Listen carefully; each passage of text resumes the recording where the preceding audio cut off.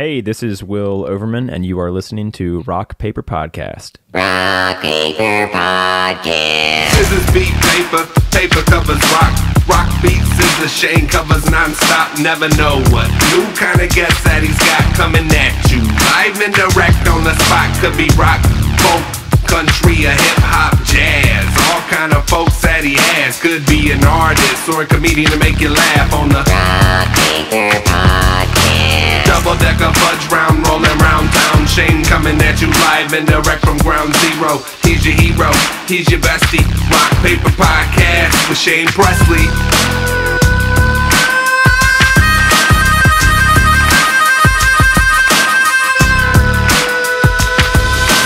Rock Paper Podcast. Hey everybody, Shane Presley here, Rock Paper Podcast, coming to you from St. Louis, Missouri. Hanging out today on Zoom with Will Overman. Welcome to the show, man. It's good to be here. Thanks for having me. This is cool, man. I talk about it a lot, but I love doing this show and constantly getting to meet new people. And that's the case today. This is our first time hanging out. We just met about 5 minutes ago. And thanks to Evan for kind of helping connect the dots here for this one. Yeah, no, virtual hangs. That's the theme of 2020. I'm all about definitely. But yeah, it's cool that we have Zoom to make this stuff possible, because you are at your home in Virginia, right? Yeah, I live in a little small town called Crozet, Virginia, just west of Charlottesville. And yeah, looking out my window right now, and you're in Missouri. That's pretty crazy. Yeah, it's I don't know. It's crazy that you can like just have a conversation like that. That's kind of, I mean, like, that there's not really like the delay or anything else. Like, you think there'd be something, but it's just like talking on the phone. So it's cool that we have this option to do this now. Yeah, it's made absolutely opened up all sorts of options for people doing podcasting and stuff. And but yeah, like I said, I got to meet a few people around the country already doing this show like this, and it's always fun to like make new friends, and then hopefully whenever the time allows, or when you come to St. Louis, we can actually hang out in person. Then that sounds like a plan. It's going to happen one of these days. So I don't know a ton about Will yet. I got to listen to some of your music, but I thought it'd be fun to get some of the stories directly from you, and then we'll talk about what you've been up to and all this exciting new stuff you got going on. So for sure. So always lived in Virginia? Pretty much. I was born in North Carolina, and then I moved to Virginia when I was 7. So I've been here for the majority of my life. Yeah. And then always, did you like come from a musical family, or just something that you discovered on your own? Not really. I mean, my parents are huge music fans and really instilled in me a love for music early on. But I wouldn't say they're super musical. My dad and I kind of made a commitment to each other when he turned 40. I forget how old I was. I could do the math, but I'm not good at math. But we kind of made a promise to each other to learn an instrument. He picked up the guitar, and I picked up the cello. And I had played piano when I was like really young, like 8, and just kind of putzed around on that. Hadn't played an instrument in a while, so I picked up the cello and played that for like 10 years.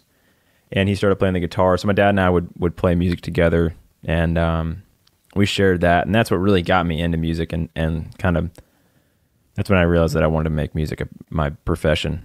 So from cello, I kind of moved into mandolin, and then finally moved into guitar because I wanted to write songs. I was like, I'm having a hard time doing it on the cello, having a hard time singing.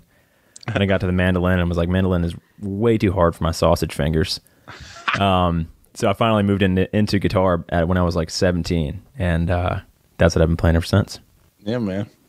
As you're saying that, like, now I've talked a little bit about it, but like, I don't know, we growing up in my house, Dad would play a little bit of guitar and some harmonica.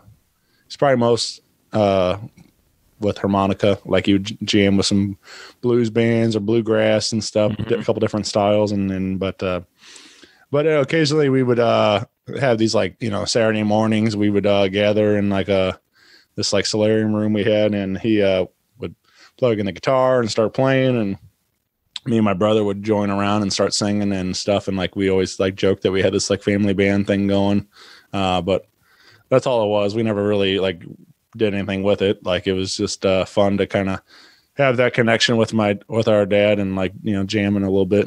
But you know, neither me and my brother play or anything. It was just something fun to do. But we would do Ozark Mountain Daredevils. Well, I've been standing on a rock, just waiting for my seeds to grow. Yeah. So I don't know, silly songs, but they were a lot of fun. And who sings that song, or who wrote that song? I don't know the writer, but the group's called Ozark Mountain Daredevils. Okay. But they anyway, but yeah, so it was a lot of fun, like I said. And so I kind of but I never pursued it. I never got into like actually like thinking this is something I need to do. So it's cool that you had that you want to make this a career. Yeah, I mean, I think I know a lot of folks who grew up, you know, playing music in their house, and I think it just, you know, the more I played and the more I got into music and the more I learned, I realized that, you know, maybe I had a shot at it. I wasn't terrible at it. And it brought me a lot of joy. So, I mean, it kind of just evolved from this thing I did with my dad and you know, played in the school orchestra. Mm-hmm. And then when I was in high school, my senior year, I started to play at local bars and stuff like that. And I just kind of got the taste for it. I was like, you know what? I love this. And I was playing to like 0 people in 2 bars, but it just kind of fired me up, and I've been going for it ever since. Yeah, man. You were you always into writing also, or is that something you had to develop? Pretty much. I mean, you know, I think like most people, I started playing covers, but I started writing when I was like 16. So pretty early on. Like I started writing before I picked up the guitar, actually, and had a desire to write my own songs. I never really wanted to cover people. I didn't want to just be a vocalist or anything. I wanted to be like the people that I admired. You know, I was a huge fan of the Avett Brothers growing up. I loved that whole, you know, heart on their sleeves approach and saying what they wanted to say. And as an angsty teenager, I felt like I had a lot to say. Yeah. I saw on your YouTube channel, you had a couple like covers of like a guy like John Prine. Mm-hmm. I'm guessing he were you into him younger, or did that happen later on in life, become a fan of his? That's a good question. I was a John Prine fan pretty early on, actually. My dad loved John Prine. And I wasn't like diehard, but I obviously the first time I heard John Prine, I was like, this guy's a legend. And one of the better writers I've ever heard. And I think my, you know, admiration for him has just kind of grown, especially in the past year with his passing. I just, you know, he's just such a beast and has done so much for this genre of music. Yeah, so like I always knew he was, you know, great and stuff. Many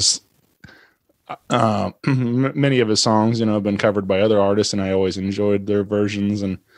But I never really deep dive into his catalog until after he passed, and then I really started growing this appreciation for him more, and you know, had a lot of friends posting about him and everything, and it was, you know, just for me, I listen to a ton of music, but there's just every now and then there's somebody great like that just like kind of slips by me, and that I don't really, you know, notice or appreciate until it's too late sometimes. But I did get to see him live at a big like festival in Columbia, Missouri, and with a bunch of greats. It was called Roots and Blues, and so I got to, that was like I think like October or something of 19. Okay. Something like that. Oh, whatever. So recently. Yeah. So he passed like, I guess a couple months after that or something, but yeah, I forget but anyway, so, but it's been a lot of fun, like going through his catalog, and like, you know, I just wish it was sooner, but that's the case with a lot of them. I wish I would have been able to, you know, learn about this music and stuff long before it was too late. Yeah, I hear you, man. I got to see him once. It was a concert my dad took me to, and I'm so thankful. I think at the time I was like, yeah, this is great. I know Angel from Montgomery. Cool to see this guy play, but I didn't really realize the power and the importance of seeing him until much later. And when he passed, it was just another lesson for me. It's like I got to get out there and see these guys. These legacy artists who aren't going to be here forever. That was like when Petty passed, everyone was like, "What the hell?" And I would kill to see Petty. That was a tough one. Yeah, I got to see Tom Petty, like I don't know, maybe 10 years ago or something. It's been a long time. And the Black Crowes opened up for him. Oof. And it was a good night. Yeah. And I remember like Tom Petty.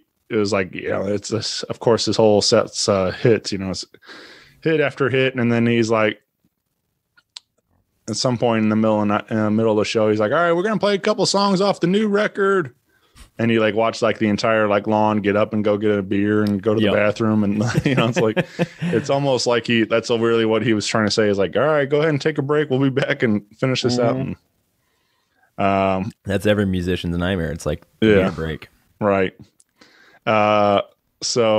Anyway, it was funny, everybody. I don't know. I remember being like kind of disappointed in the Black Crowes set. Like, I liked them a lot, but they, at the time, like it was a lot. I mean, I probably would appreciate it more now. And as I'm older and stuff. And, but like, I remember them like just doing like a lot of like, unknown song. They didn't like, I don't recall a single hit. Like, I don't know, She Talks to Angels or Remedy or Hard to Handle or, anything. So like, I remember like they were doing like a lot more like deep cut stuff or something off on that tour.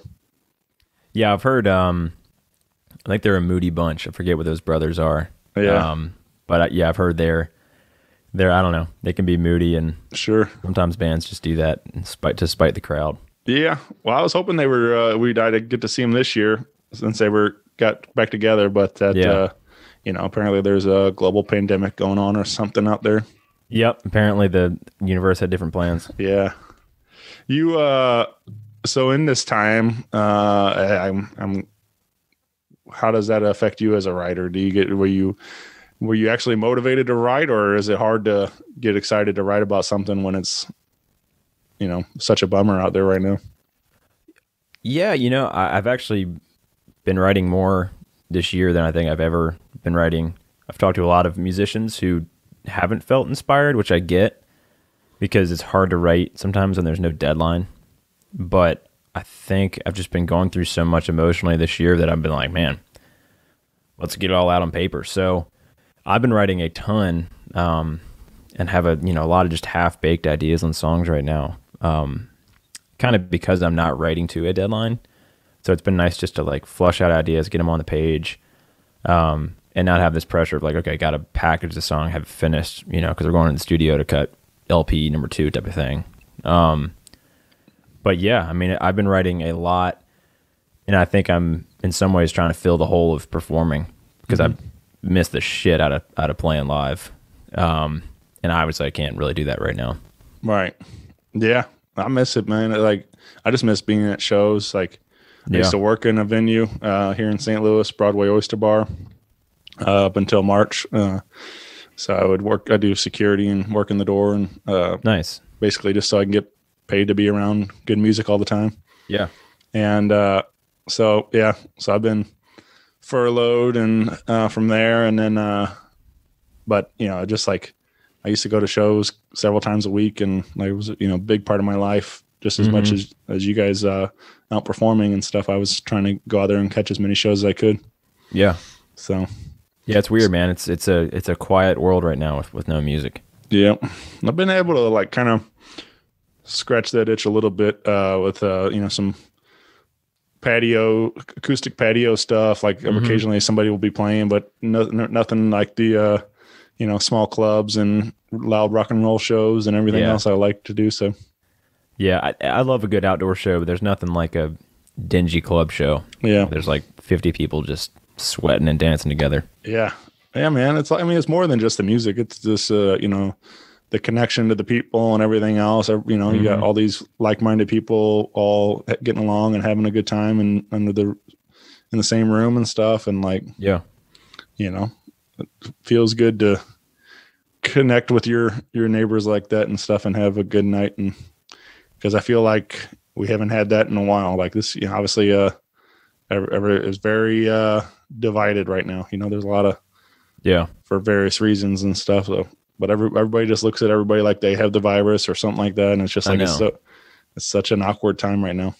It's awkward, and it's so strange that, like, in times of crisis like this, we as humans, you know, feel the need to come together and go see a show or play a concert or something, and we can't do that right now. So it's really strange. You so you released a track kicking off 2020. Well, I guess we're not kicking off, but in April, you guys released a track called "Living Wage." Mm-hmm.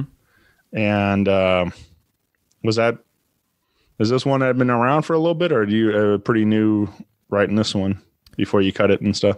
That's a pretty new one.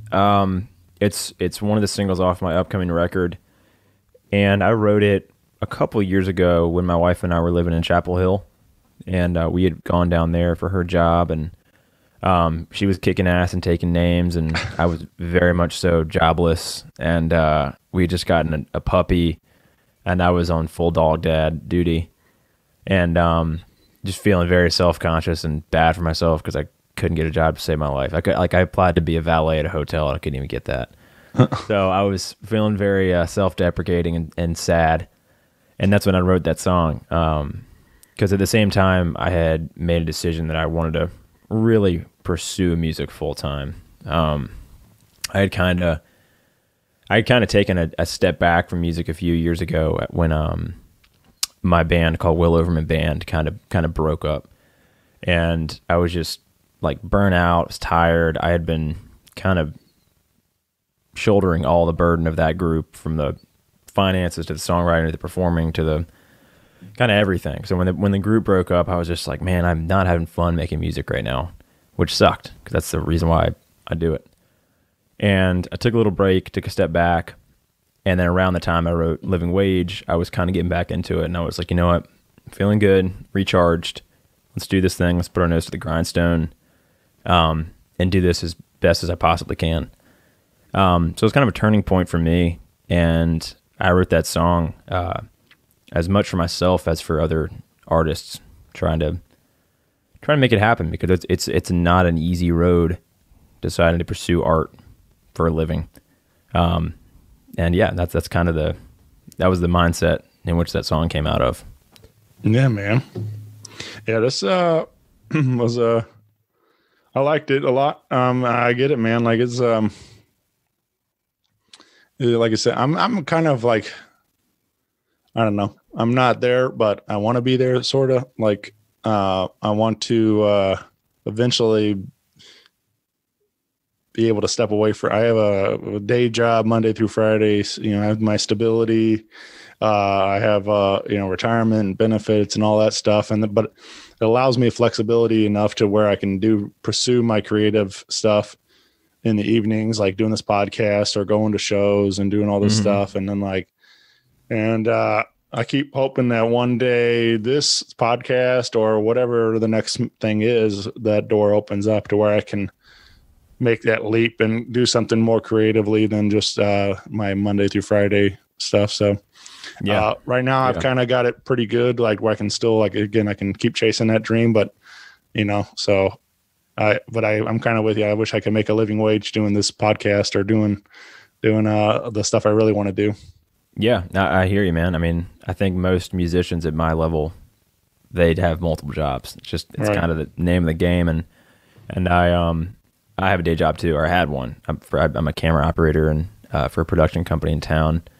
And when COVID hit, that job dried up too. So I didn't actually plan on releasing Living Wage as a single. We were going to push it as a focus track for like a red dirt scene in Texas and stuff like that. But when COVID hit, Evan and I were kind of throwing stuff in the wall and seeing what was going to stick and trying to figure out how the hell to keep promoting myself and my music during a global pandemic. So we revisited Living Wage, and we were like, you know what? The message of this song was obviously not written for this time, but it connects perfectly right now because a lot of folks are trying to figure out how to make a living wage and how to get by day to day. Sure. So we released it in April, and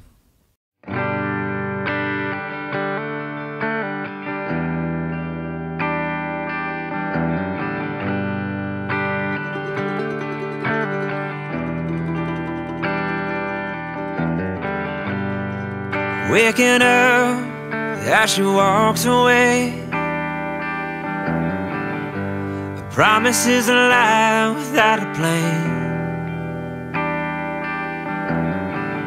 Left me with a dog and a cold cup of coffee made,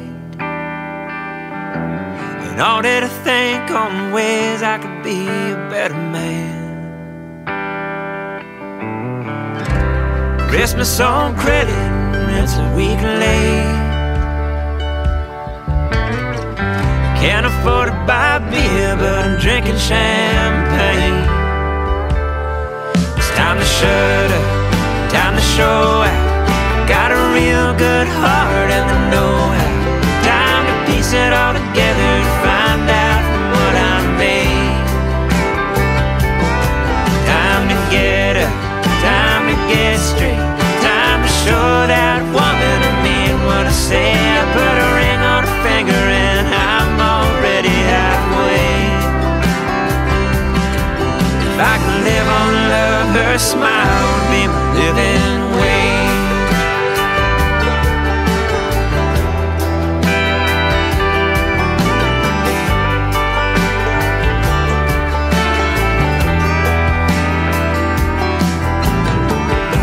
She is the song I hum when I'm afraid. Adrienne with Rocky Gatsby.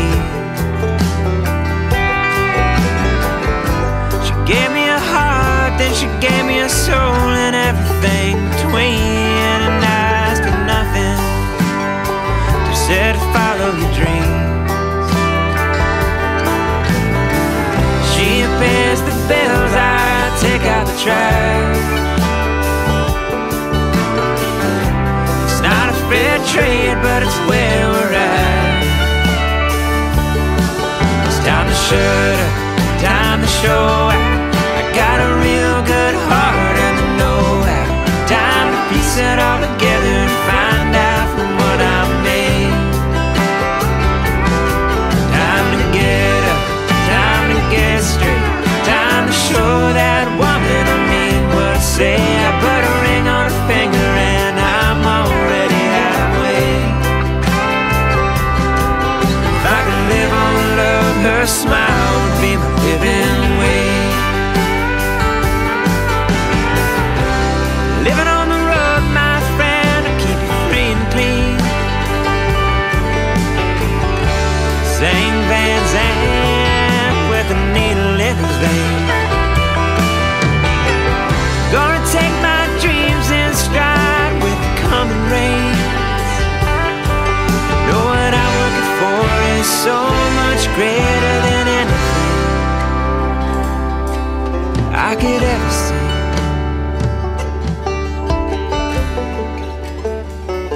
It's time I shut up, time I showed out. I got a real good heart, baby, I'm trying to know how. It's time to get up, it's time to get straight. It's time to show that woman I mean what I say. I put a ring on her finger and I'm already halfway. Put a ring on her finger and I'm already halfway. If I can live on love, her smile would be my living wage.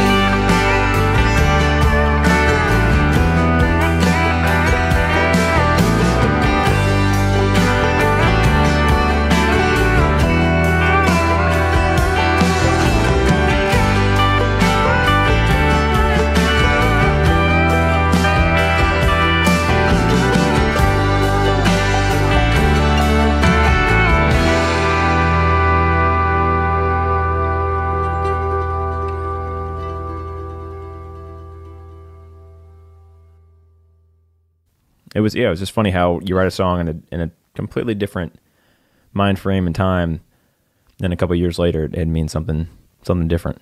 Yeah. I do that a lot, man. There's like one of my favorite writers is Will Hogue. Yeah.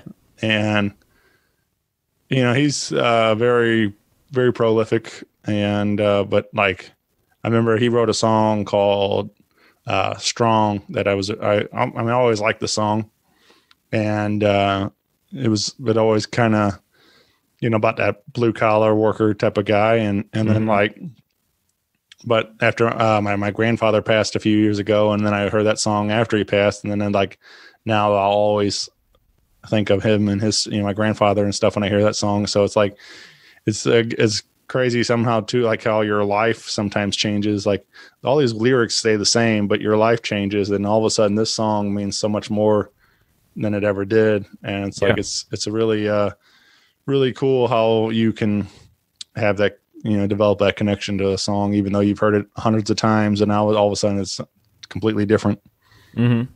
Oh yeah, I mean even artists for me, like I mentioned, I kind of grew up on the Avett Brothers, but I listen to their catalog today, and the songs that I connected with when I was like 17, I still love those songs, but I think it's telling of a writer's prowess when you can connect to different songs in that catalog that connect to a different phase in their lives that now connects to a different phase in my life. And I think if a song can stand the test of time, it's a good song.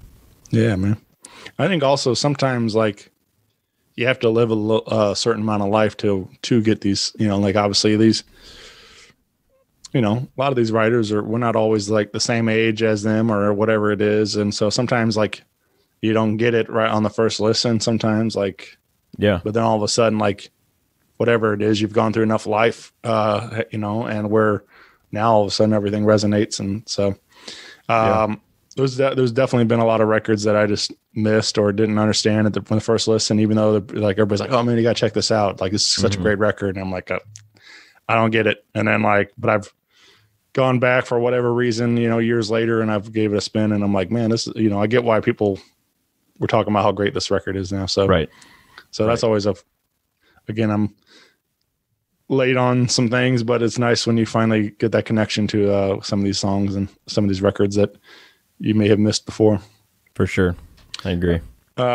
So Living Wage is available as a single right now on wherever you're getting your digital music at. But you said that will be appearing on the record? Yep. That is a single off my upcoming record, The Winemaker's Daughter. And we were going to do that this fall, but we bumped it back to February of 21 now. Yeah, exactly. Yeah, we kicked it back to February 12th, 2021. So, but you can, again, got a couple of singles out there now, but hold you over until then. But I don't know. I mean, some people have been putting records out during this time, and some have decided to hold them. And I don't know. I don't know that there's right or wrong or any of that. It's obviously it all depends on what the artist feels. But some of my friends have put records out in this, and I feel like maybe that kind of works because we all need something to listen to. There's not a lot going on right now. So especially when more of the summertime, when all the, even all of our shows were shut down and stuff, all the, there wasn't hardly any new entertainment coming at all. So, I think it's probably also a good move though to hold it, because hopefully that'll get closer to the time when you can tour behind it and support it and stuff, and and that kind of stuff too. So it's a tricky thing for an artist right now, trying to figure out what path to take and stuff. Yeah, I mean, there's no manual for how to do this during a pandemic. So, Like you said, I don't think there's any wrong way of doing it. I get why some of the major labels decided to release in the summer, because your listenership was there. And I think what's different for bigger artists is that they've put in the grunt work and the time to build up a fan base. So their fan base is ready and hungry for music to listen to. Whereas artists at my level, we're still building that fan base, and we need to be on the road. So that's why we kicked it back. We thought if we push it back to February, then ideally we're that much closer to touring behind this record as well. So that was our rationale. But yeah, dude, there's no right or wrong way to do it. Right. It's crazy. Yeah. I mean, aside from the pandemic, I mean, there's the music industry has been flipped over so much where, like, it's like nobody knows really the best way to do this. There used to be a sort of a template of some sort of a layout to how an artist should do some of this stuff. And, that nobody's buying CDs anymore, hardly, nobody's, everything's digital, everything's, it's just like this, everything's different than what it used to be. So it's like, it's really, it's always adapting and learning the new way to do things. And it's having to, what new app everybody's on or whatever it is, it's like, there's so much more than just making music. It's, it's all the social media stuff, everything else. Like it's a crazy ever changing business. Yeah. I don't think the music industry has been quote unquote stable since like 1975. Right. So I think it's been in this constant flux state for a long time. And then you throw a pandemic in there and it's like, it is bonkers right now. But the silver lining is there's no right or wrong way to do it. And if you're an independent artist like myself, you're kind of in the same boat as a whole lot of people. Right. Yeah, man. Well, you also in this time, you and Evan, we mentioned your manager. You two started your own podcast, getting to connect with artists. I'm guessing most of these artists from the area in Virginia. Yeah, most are Virginia based, but it's pretty much East Coast regional. We had our buddy Tom Nato the other day in Indiana, and then we've interviewed a couple friends in North Carolina. So mostly Virginia, but it's definitely branching out the more we do this thing.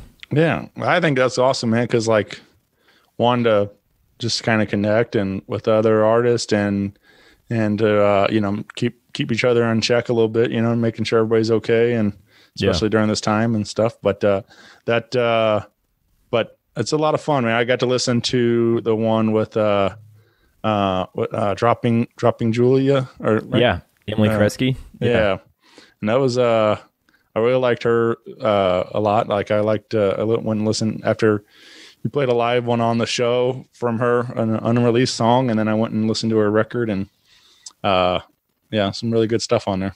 Yeah, they're great, man. And these sessions really are, they're like almost a self-help session for me. Because musicians right now, we're all kind of struggling in our own ways, and it's been less isolating to talk to folks and be like, oh yeah, you're dealing with, the absence of shows like I am. It's comforting because I think in the midst of all the negativity of this year and just the horrible things happening, like all the COVID deaths and stuff, like it's easy to forget that a lot of artists out there are like, what the fuck am I going to do? Like what's happening right now? Like, right. We live to be on stage and that's a huge part of our lives. It just a snap of fingers is gone. So for me, I never thought that the podcast was going to be like that for me, but it has been just so, it's been healing just to talk to folks and catch up with people that I used to see in green rooms and stuff and share a beer with. And, so yeah, I've loved that part of it. And it's been great for me. So, I definitely, I feel a lot of that too. Like, I don't obviously I don't play, but like I use the podcast as a great networking tool and to meet people, but I also like to use it as an excuse to hang out with my friends, to catch up, and it kind of feels weird, having to schedule time with your friends, but like at the same time we're all adults and working, and some got babies and everything else, and that kind of stuff. It gets tricky trying to find the time to do it, but if we put it on the calendar and we stick to it and make it happen. And so it's fun to sit and talk to a friend for an hour or two and talking about music and whatever else. But dude, I totally agree. Like, at what other times do we just like carve out an hour of, Right. of nothing but catching up. It's a great thing. Yeah, man. So you can, excuse me, you can hear Will and Evan on Deep Cuts and Coffee podcast, available pretty much wherever you get your podcasting at. And so I like it. I like the concept a lot. I like that the deep cuts, because that's typically where my fan base kind of goes to. I'm always more of a B-side kind of guy. You know, I'm never really been about the radio hits. Yeah. Yeah, it's been fun to pick people's brains and see what deep cuts inspire them, and then ask them what songs of theirs do they consider deep cuts that haven't gotten the, fan attention or the radio attention that they wanted it to. Right. There's a station on Sirius Satellite, like for there's classic vinyl, but then there's like a deep cuts channel, and that's always a lot of fun to hear especially like they'll throw in something that, man, I haven't heard this in forever. So, so that's always cool. Like, I like that stuff a lot. Yeah. But yeah, man, I'm not really into the coffee, so I don't connect on that part of it. Coffee has never really been my thing, but I enjoy listening to anybody passionate about something. And you guys definitely were passionate about your coffee on that episode, and debating on different ways to make it, and and everything else. Hey, we don't judge anybody on their caffeine intake. Right. But yeah, Evan and I drink a lot of coffee. Yeah, I don't know, man. I've tried. I used to work in a gas station here, doing overnights, and so I have to make all the coffee in the morning. And all the get it all going for like 4 a.m. and stuff when everybody's coming in. Right. And I had to, and they always smelled good. They always smelled really good when they were making in the morning. They always, either the coffee or the cappuccinos or whatever it was. Yeah. And I'm like, so I tried all this stuff, and I'm like, nope, not for me. Like and I realized like gas station coffee is probably not the, the best of the best or anything like that. But like, I've tried other ones, and like, still like, I don't know. I just can't do it. And even like, my wife, she's big on coffee, and there's there's this ice cream place that has like this mocha chocolate chip thing, whatever, something like that. And she's like, oh, you got to try it. It's the best thing ever. And I'm like, okay, I'll try it. And then and even in ice cream, I'm like, nope, don't like that. So I don't know. I just, but they say your taste buds change like every 7 years or something like that. And so maybe I'll come around to it, but I don't know. I haven't found anything coffee related that I like at all. That's okay. It is an acquired taste. I mean, it kind of tastes like dirt. I mean, and I like the earthier, the thicker, the better. So yeah, I'm a weirdo. But yeah, man. Speaking of coffee, there's a couple lines in Little Things related to coffee, and Little Things is your current single out there. October 2nd came out, right? Yep. Which I do like that you say a little nod to Folgers. You say best part of waking up is you, right? Yeah, exactly. So I thought that was a nice little wink at Folgers there. If only they'd sponsor me. Although I don't think I've ever actually had Folgers. I'm kind of snobby when it comes to, I'm like a buy local, stuff like that. So sure. I don't know if I'd be the best spokesperson for Folgers. All right.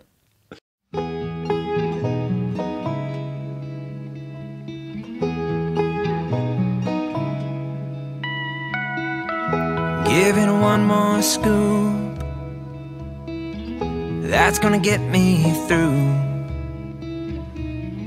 Coffee time in the morning light, the best part of waking is you. She takes it black, she's simple like that. Our dog between her blanket and knees, he's always liked you more than me. He see. And I see you, and I see me underneath a white oak tree.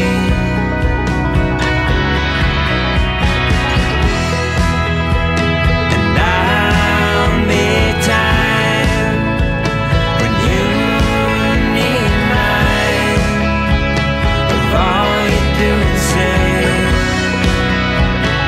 Baby, it's the little things.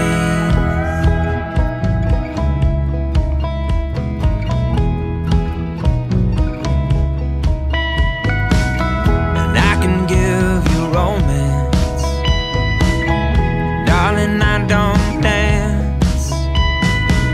The way you move is gabardine smooth, and I'm a goodwill pair of sweatpants. And when we're done with our chores, have a beer on the porch. We'll start each day and end it the same, with each other and nothing more. Is there anything more? And I see you, and I see me underneath the white oak tree.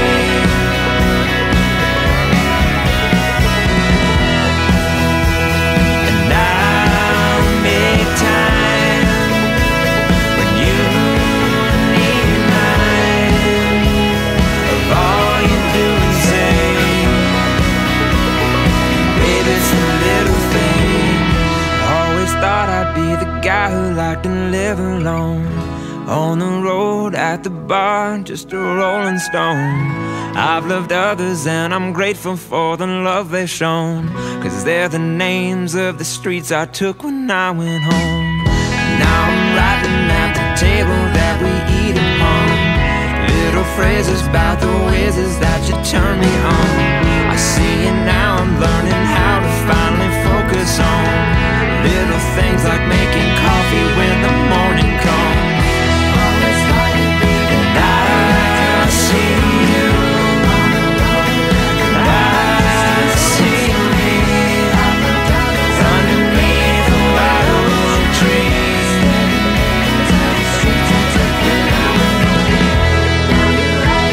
And I'll make time when you need mine, of all you do and say. Baby, it's a little thing.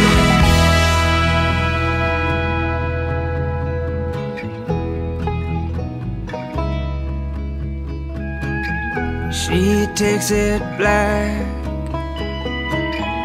she's simple like that.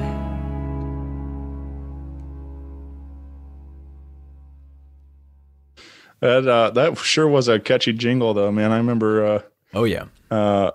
singing that all the time when it come on the TV. Best part of waking up is Folgers in your cup. And they used to have they used to have like rockapella do it, right, or something like that. Oh yeah, it was everywhere. Yeah. I pulled up. So I work in elementary school during the day, and at the school, I didn't realize that it had been like rebooted, but there was a girl that dressed up as Carmen Sandiego, which I thought was kind of strange for an elementary student. Yeah. But I realized after I pulled it up on Google, because I was going to show my coworker Ray, because he didn't know Carmen Sandiego. So I was like, all right, well, so I pulled up on a picture, and then I realized it had recently been rebooted into like a that character of Carmen Sandiego as like a Netflix animated show or something like that. Okay. So I'm guessing maybe she likes the cartoon version, not the Where in the World is Carmen Sandiego game show that I grew up on, Right. on Nickelodeon and stuff. And but either way, so I pulled that up, and then I had to go listen to the theme song and pull up some rockapella doing Where in the World is Carmen Sandiego. But those guys were everywhere in the 90s like that, but now like it's hard to find any a cappella groups like that really like that or mainstreamed like that. Yeah, I can't think of a commercial where they're doing that anymore. Right, but that was like everywhere for a while. Yeah. But anyway, let's talk about Little Things. This is a fun song and really sweet. I'm thinking. I guess you wrote this more with your wife in mind on this one. Yeah, it's pretty much. It's a song for my wife. Yeah. Yeah. Do you do that? Do you write much for her, or is this kind of the first try of that? No, I mean, God, so much of my music is for or about her. Yeah. She's my muse, so Yeah. a lot of my stuff is focused around that and kind of our story. Yeah. This you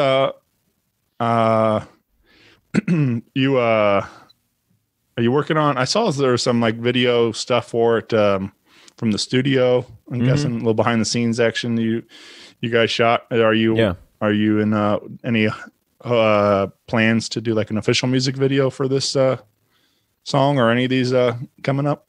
Not this song, but we are planning video stuff right now. I might actually shoot a video in the next few weeks for various things. So yeah, to answer your question, we are trying to figure that out as we speak, because video is kind of king these days. So trying to figure out how to get it done right now. Yeah. I mean, we're long gone of the days of MTV and all that stuff, but I feel like everything social media wise or anything, whatever we get is all video based, with, from Facebook and Instagram. It has to have some sort of visual component with it. YouTube is huge, obviously, even, I like most younger people get their media now from YouTube, and they even count it on as Billboard charts and stuff now for music and stuff. So, cause so many people play videos through YouTube and, so obviously it's still a huge part of our lives. And even though we don't have some of the other outlets for it and things, but I think it's crucial to have it because like if I go looking for an artist and stuff, I want to, see what they look like and, and everything else. And like, and what they sound like and everything. So it's like, you want the whole thing to kind of bring it all together. Even if they can do it in a nice video and tell a story with it also, or something like that, like it's always cool. Oh, totally. I mean, like I mentioned earlier, my day job is a camera operator for a film production company, and working with them, I've just realized the power of video format and that visual medium. And it's a little frustrating though because I can't shoot myself. So I'm like, I could do this, but I can't be two people at the same time. But it has helped with album artwork. I've done the entire visual rollout for this record so far, which has been fun to have such close control over it. And then my work as a camera op has, I think, really helped inform me on just the ins and outs of how to create video content and what people want to see. Yeah, man. Yeah, hopefully we'll get that together. I'd like to see what you guys got in mind as far as for video concepts for this record. Yeah, you'll know when I know. Pretty much. All right. Again, Little Things will be appearing on The Winemaker's Daughter, due out in February 2021. So keep an eye out for that. But you can find all things Will Overman on your Facebook and Instagram, and willoverman.com. Is that right? willovermanmusic.com. Music.com. Yep. There it is. And can we you got a bunch of like merch, right? You got the merch store up on their website there. You can grab some shirts and stuff, support while you're while you're not able to tour and stuff. Yeah, if you want to buy some merch, we got hats and shirts and koozies and CDs and all that kind of stuff. Just check it out on the website store. Yeah. Yeah, I think that's like, I mean, obviously shirts are a big one, but I like that like website like Bandcamp has been doing all their First Fridays and like, you know, being able to help support independent artists that way and like, you know, forfeiting their profit shares and stuff. And Yeah. so a lot of people are trying to do what they can to help support these artistic individuals while they're not able to be touring and stuff. So Oh, definitely. Yeah, Bandcamp has stepped up big time, which is great. yeah, you along with the record, the that's your full length debut as a solo artist, I guess. So you mentioned the band, and so I'm guessing there's a couple records with the band then too. Yeah, we put out an EP and then a full length back in 2015, I think. And then I put out Crossroads just solo in 2017, and that was an EP. And then, yeah, so The Winemaker's Daughter will be my first solo LP. Very cool, man. Yeah. What so what's obviously this record is not just you and a guitar. So you still have a lot of people helping you create these sounds and everything. Yeah. The band for this record was they're just kick ass. Without a doubt, the best group of recording musicians I've been in the studio with. But yeah, it's a full band sound. I think a cool part about this record is that it sonically spans a lot of distance. There's some folky, you know, more acoustic driven stuff, and then there's some flat out, you know, anthemic rock songs on here. Yeah, that's how I like my records. I like a little variety in there. I don't want every song to sound the same, or you know. So I like when I can kind of go on that journey through an album. Yeah. So get a little bit of everything in there. Yeah, you and me both. I get bored pretty quickly if an album sounds the same from start to finish. So I tried really hard to not do that on this record. Mm-hmm. But before you get your Winemaker's Daughter, you did put together a little holiday EP to hold everybody over. I did. Yeah. And this is called A Not So Merry Christmas, which will be out this week on November 27th. But this, so I don't know much about this yet. I've just seen the album cover and stuff, but I'm guessing these are all cover songs, you said? Yeah, so it's just a couple songs, kind of an A-side, B-side, and both covers. I can't say what they are yet. Right, Gotta keep top that secret. Top secret. But it's my first cover project, and it was just a freaking blast. I had so much fun doing these. And I went to a new studio to record them. Had a different producer, Eric Knudsen, on these, and Evan, my manager, the guy I do the podcast with and who drums with me, he was drumming as well. So it was a very different experience for me. Since they're covers, it was like, it wasn't lower pressure. It was just a different type of pressure. Because with my own stuff, I'm always so passionate about getting it exactly the way I want it to sound. And with these covers, I had kind of picked a target area and talked with my producer about it and aimed at that and then kind of sculpted it around that. And it was just really fun to go in there and just try and sing my ass off and make some groovy Christmas tunes. Yeah. Are they like sadder Christmas songs then? They're on the sadder side. Yeah, they're not like Jingle Bells. Right.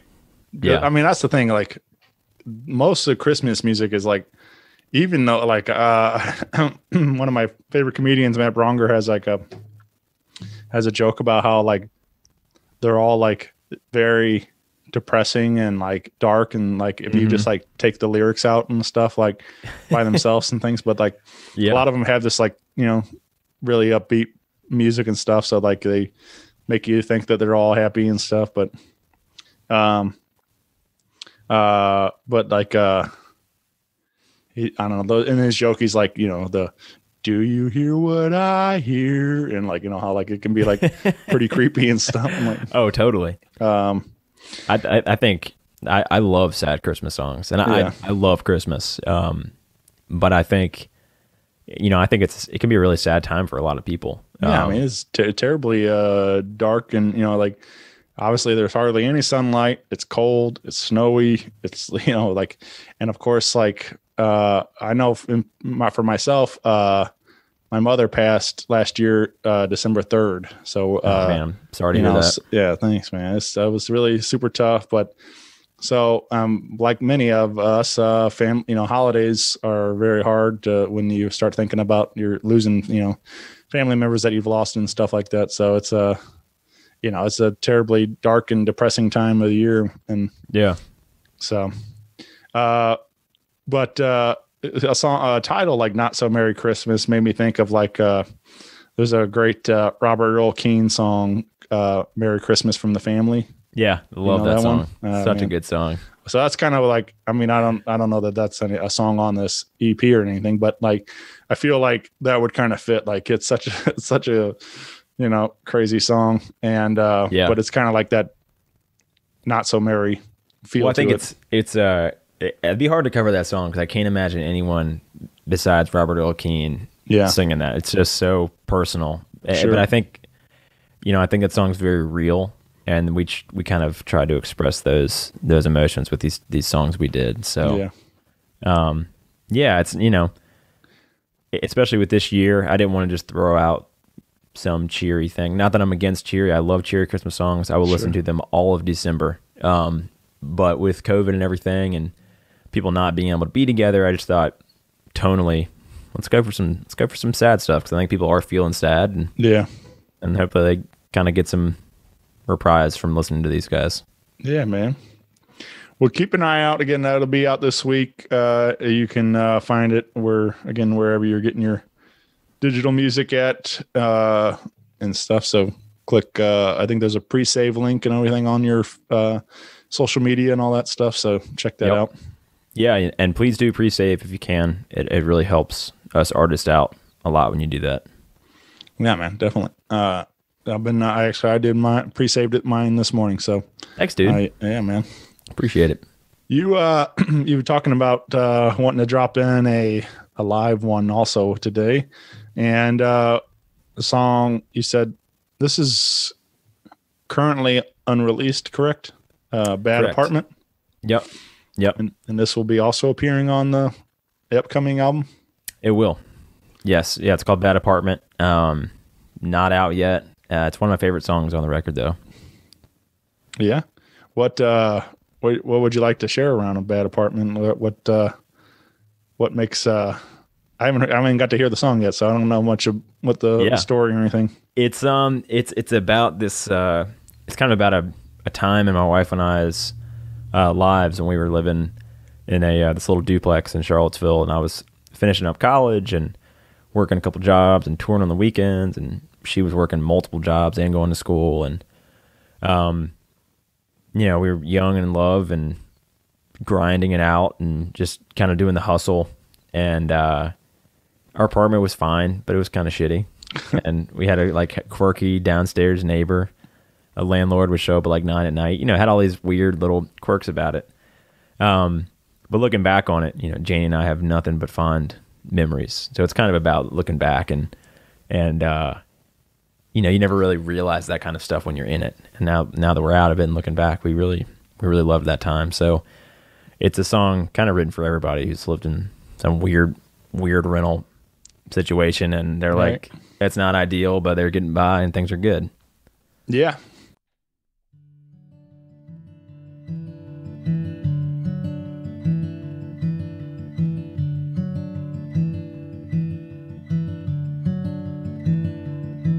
You believe we complained about the rent for a place we haven't stopped talking about since. There ain't a day that goes by, no binding lease that I wouldn't sign for a moment in that yellow kitchen with you.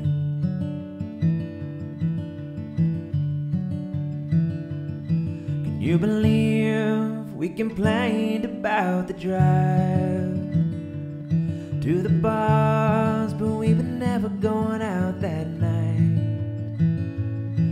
Buck naked and a bottle of wine, warmed by the fire, eating cold fried rice. Rain or snow, we were shaking all the time. An apartment on a back street in a small town. Tread lightly, love quietly, don't you make a sound. Because the man downstairs smoking cigarettes will have the landlord knocking at 5 about apartment, better times.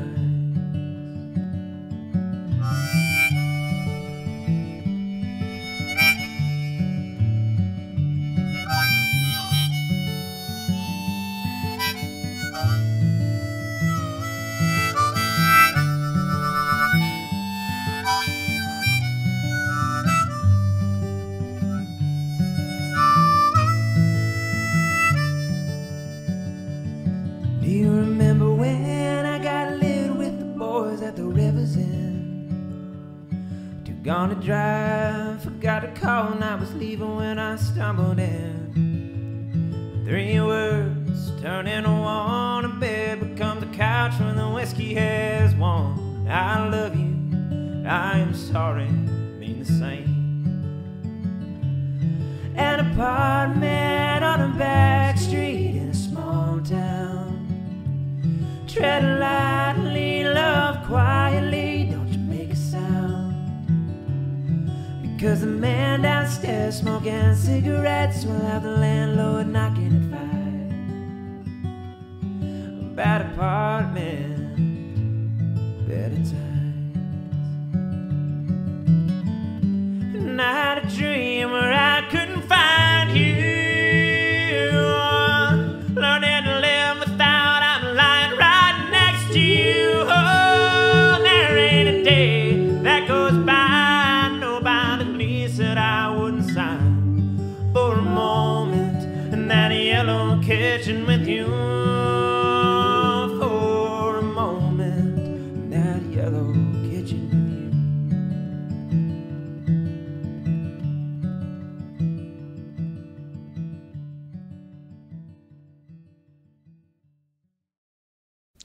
Yeah, I think there's a lot to that. You know, again, kind of even tying into like little things and stuff. Like, it's not always about that we have the most money or the nicest house or whatever it is. Sometimes all you need is, you know, each other, and you can kind of, you know. So there's a lot. 100%. There's a lot to be said about all that stuff.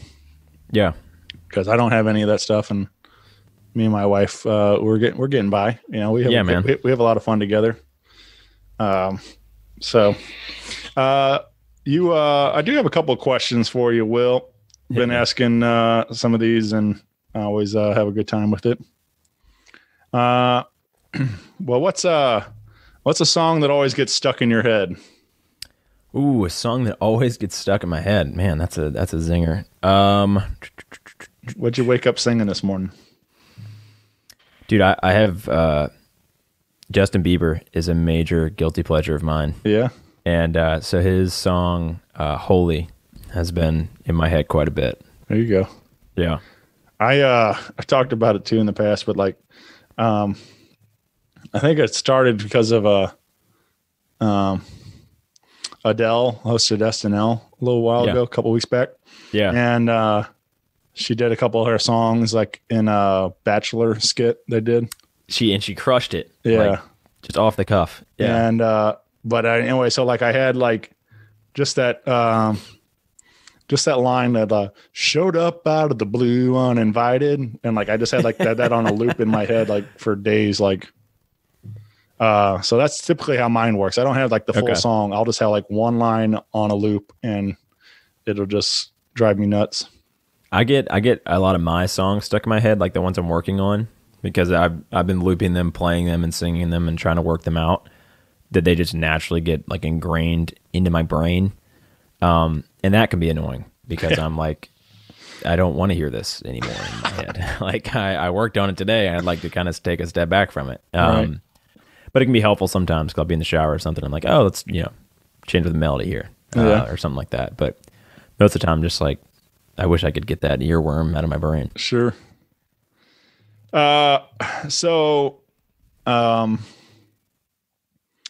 If there it was a Will Overman action figure, What would your pull string say? I love that question. What would my I recently watched Toy Story, so that's what inspired this. So. Nice. My pull string. Let's see. What do I say a lot? I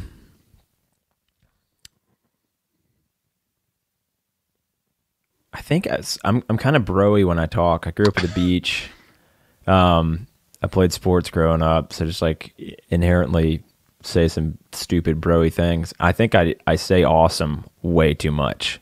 So I think I'd just be like, that's awesome. That'd be my drawstring. Yeah. There you go. If when the time comes, we have a Will Overman biopic, who would you like to see cast to play you in the movie version? Ooh, man. Let's see here. You look like somebody? I look like Bruce Springsteen when Yeah. he was younger, but do I look like any actors? I don't think so. Maybe just Chris Hemsworth, so I could be like, yeah, Thor's playing me in Right. my biopic. Yeah, that'll work. I think he could do it. Yeah, it looks nothing like me, but I'll take it. Let's see if he can sing. Yeah. I saw. I'm kind of hoping it's real, but also I don't think it would be good. But I would still watch it. But I saw a poster that he's supposed to be playing Hulk Hogan in a movie. Really? In like a biopic. So that could be interesting. That could be interesting. Did you ever get into wrestling? You ever watch wrestling as a kid? Not really. No. Not really. As far as sports as a kid, I grew up. My parents went to East Carolina University, so football was pretty big. But I never really watched anything pro. Mm-hmm. I don't know why. We just never really got into it. College basketball is my favorite thing ever. Yeah. But nothing really pro, from wrestling to football. Yeah. I was big into wrestling for a good period there, and like through middle school and stuff, and the WCW and NWO and stuff. Like I didn't really get into WWF era, but I used to watch a ton of basketball, a lot of especially the Michael Jordan era. Yeah. And all that, especially growing up here, we had WGN from Chicago on TV, so we were able to watch. I watched like every Bulls game for a long time. So during that run, Yeah. I am so not knowledgeable about pro anything. It's kind of sad. but I'm with you though, because like there's something about college ball, like where they actually care. Like like pro ball today, like it doesn't. I mean, like they care, but like it doesn't. It's not the same as having the students there, the school body, the band, and everything. Like it's people are completely invested in their team, and want it's like now people there's not the. Of course, they take wherever the money's at. They jump from team to team and everything else, and it's just like there's just so there's something really a lot more exciting about college basketball, especially going into March Madness and everything else. Like where everybody's so diehard for their team. Yeah, something about the stakes are different for me. It just feels a little more like human. And I went to the University of Virginia, so our basketball program is very much so like it's a very human basketball program. It's not a lot of one and dones. They're not always the highest recruited players in the country. So I think because I came up loving that program, I'm just like very into student athlete sports. Yeah. Yeah, man.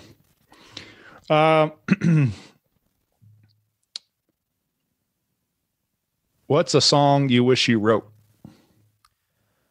Oh, there are plenty of them. A song I wish I wrote. Let's see. I try to do a deeper cut. Where Rainbows Never Die by the Steel Drivers. Yeah. Wish I wrote that one. Chris Stapleton's a pretty talented guy. He's a beast of singer, beast of guitar player, probably one of the best vocalists of our generation. Have you listened to Starting Over, the record yet? I have. Yeah. It was on repeat for me like all last weekend, man. I was like, this is such an amazing record. Yeah, I like it. I can't tell if it's, I like certain songs from it. I can't tell where it sits for me in all of his records yet. I need to give it a few more spins. Like I'm a super fan of Traveler. I like that record a lot. I got to see Chris live in a in a small club here in St. Louis called Firebird with about 300 people. Really? Right before that record blew up. Oh man. I think it was like I think it was like in May or something like that, and then like whatever it was, like June or something, he played the CMAs with Justin Timberlake, and like that's when everything took off, you know. So like yeah, you know, it was sort of like so I got to catch him, like, and I at the time, even then, like, you know, I remember, you know, I knew as going into that room that this is the last time we'll see him in a small club. I mean, things were already, you know, happening, but that put him on a national level, like where, especially playing with Justin and everything else. Like, so, but, listening to, the new record, man, I don't know. It was like an instant classic for me. Like there's so many good songs. Obviously, you know, they're all good, but, yeah. Maggie's song was really, really tough for me though. Like so sad. So sad. And as a dog lover, I'm like, oh, man. Yeah. I feel all of that. Yeah. I'm right there because like I have a beagle. She's like 15 years old. Oh man. And, but I've had to, you know, I had a pit bull that he got sick with some stomach cancer stuff and I had to put him down. So like super relatable song and very sad. For spoiler alert for anybody that hasn't heard that song yet, but that and then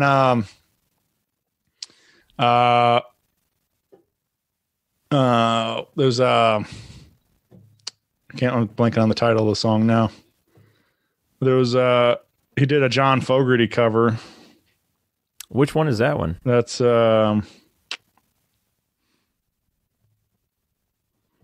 of My Life.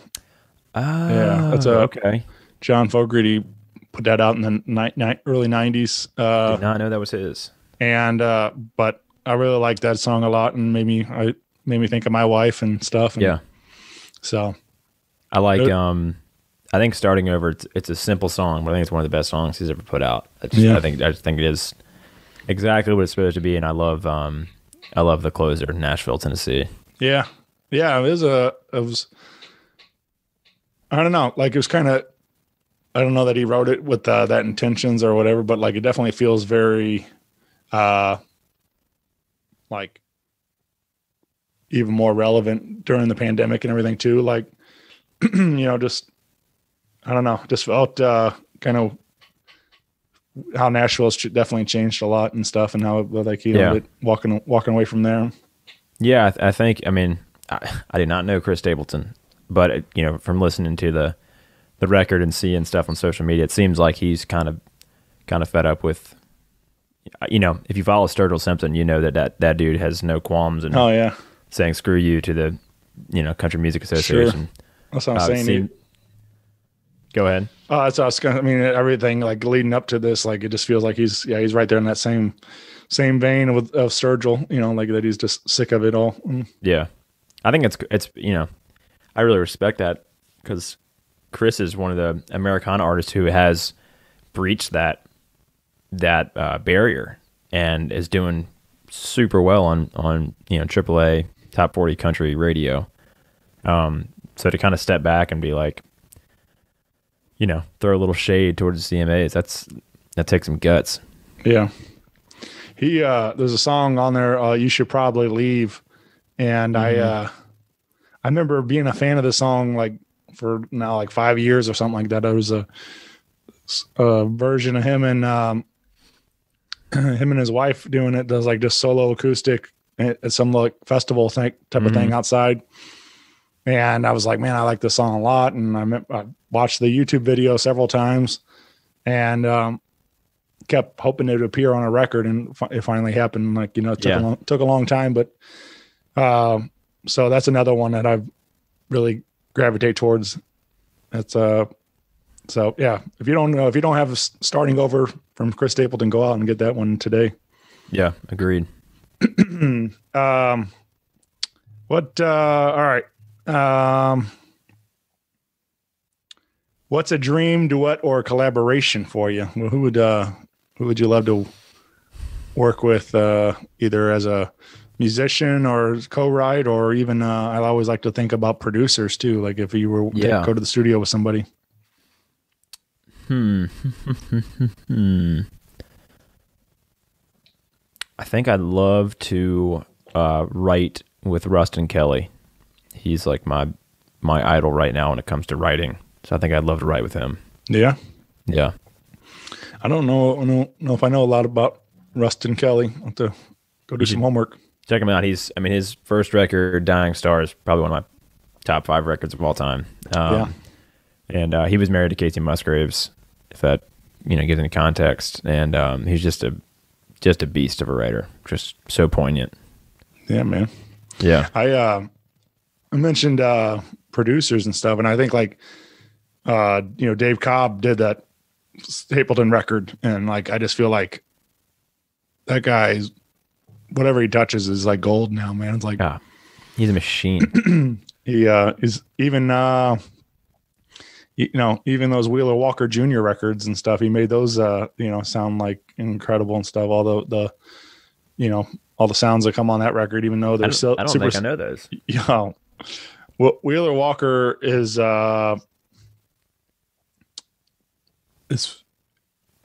he's comedy. So it started. The guy's name's Ben Offerman or Ben. Nah, what's his last name? It's not Offerman. Whatever. Can't think of his last name now, but his name's Ben. He's a comedian, and he had a show on Comedy Central called The Ben Show. Okay. And it was sort of sketch comedy type of thing. And he ended up doing a skit where he was this like country singer character. Mm-hmm. And it was this really silly song. And that character became like so popular. He ended up going into the studio and cutting a record of these songs. And they're all extremely filthy in but it's all in a like kind of outlaw country kind of vein, and stuff. And so this, but he like now is Wheeler Walker Jr. Like if he's done interviews like on Joe Rogan as Wheeler Walker and all the, whatever, anything else, like he's always Wheeler Walker Jr. He's not Ben anymore, kind of thing. And, and so, anyway, you have to go give it a listen, but these songs sonically sound incredible. Like they're great. They're a great country album, but he sang some of the most ridiculous stuff as the lyrics. So I got to check that out. Yeah. But the one he did on the show that was like pretty big was called I think it was Eating Pussy and Kicking Ass or something like that. So that'll give you an idea of what you're getting yourself into. Like, okay. It was some pretty silly stuff. Anyway, but yeah, Dave Cobb is very talented. Yeah, he's a god among men. Do you do any celebrity impressions? No. Resounding no on that one. Yeah. I always like to see who's going to bite on that one. Who wants to? I wish I had a cool party trick like that, but I do not. Right. I feel like everything I do is just somebody else's impression of me doing an impression of somebody else doing that impression. Oh yeah. So, I'm in that boat too. Yeah. Well, man, this has been a lot of fun, Will. I really glad that we were able to do this today, and then we got to link up. And again, big thanks to Evan for helping kind of line everything up for us and connect the dots. Yeah, absolutely. Yeah, Shane, this has been a blast, man. I always enjoy talking music and process with anybody. So thanks so much for having me. Yeah, and you New album, February 2021. You got The Winemaker's Daughter coming to you. Right now, you can find the singles everywhere. You got the Not So Merry Christmas EP to hold you over in the meantime coming out this week. You can even hear Will on 911 Lone Star. I saw that you shared that thing. Like it was. Yeah, I think I'm on the promos. So Yeah. if you're watching Fox, and look out for me on commercials. So that's pretty sweet. Can hear your tunes on the TV now, man. Yeah, It's nice to get those little placements like that. totally, absolutely. And again, follow Will Overman on all your social media. WillOvermanMusic.com. Get your everything else there. Yeah, But thanks, brother. It's been a lot of fun today, man. So hopefully things will look better next year and get out on tour and come through St. Louis, and we'll hang out and get some toasted raviolis and some Emo's pizza and dude, that sounds great. Tour gooey food, butter that's- cake and all the other St. Louis things that. Oh, butter cake. Hell yeah. You ever been to St. Louis? No, No. All right. I need to change Well, that. I'll show you around town. I would But love yeah, that. gooey butter cake is, I don't even know how to describe it, but it's like a St. Louis. It's all those things I mentioned are only St. Louis items. Like, I think other people have started doing toasted raviolis, but like they take a ravioli and they deep fry it and breading and stuff. So, Dude. Oh my God. Yeah. Yes. and the Nemo's pizza is like a super thin crust, like cracker crust Mm-hmm. with a Provel cheese on it, Oh, which man. is like some people love it and some people hate it. So it's very polarizing in that sense. You're making me hungry, dude. Yeah. Is the butter cake, is that savory or sweet? It's basically pure sugar. So Love it. I'm in. yeah, I don't know. It's all none of the stuff we're known for is good for you at all. It's all just terrible food, but it sure is tasty. That's the best tasting stuff. No one Yeah. ever said, "Oh, this super healthy thing is one of the Yeah. best tasting dishes in the world." Right. No, doesn't happen. But yeah, it's just funny how like those things are only like here in St. Louis. Nobody else has picked up on trying to duplicate those. I had never even heard of them. So next Yeah. time, or the first time I come through, you got to show me around. Yeah, man, for sure. So hopefully we can do that next year, and that'd be a lot of fun. Right on. I like it. All right, brother. Well, thanks again for spending some time with me, and I'll talk to you soon. Absolutely. Thank you, Shane. Bye, everybody.